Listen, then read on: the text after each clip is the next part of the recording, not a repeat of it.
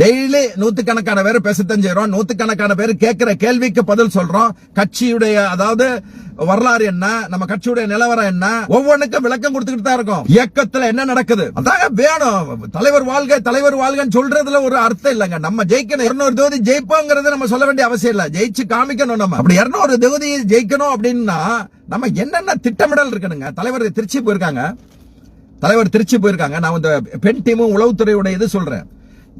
MIT காலேஜ்ல வந்து MITன்னு நினைக்கிறேன், அந்த ஒரு தனியார் கல்லூரியில வந்து ஒரு நிகழ்ச்சிக்கு போயிருக்காரு தலைவர்.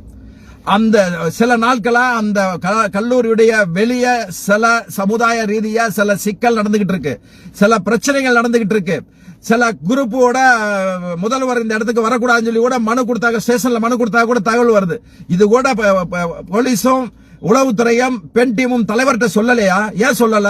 அந்த காலேஜுக்கு போறது தவிர்த்திருக்கிற தலைவர். சர்ச்சை உள்ள இடத்துல, பிரச்சனைகள் உள்ள இடத்துல போய் ஒரு சமூகத்துக்கு இடையில பிரச்சனையை உருவாக்க போக கூடாது. முதல்வரை பொறுத்தளவுல ஏன் எல்லாத்தையும் கொண்டு போய் முதல்வர்கிட்ட சொல்ல மாட்டேங்கிறீங்க? சொன்னா தானங்க தெரியும். இந்த ஒரு 1200 கூட்டம்னு தலைவர் பெருமிதமா இருப்பாரு, கொண்டு போய் சொதப்பி வச்சிருக்கீங்க.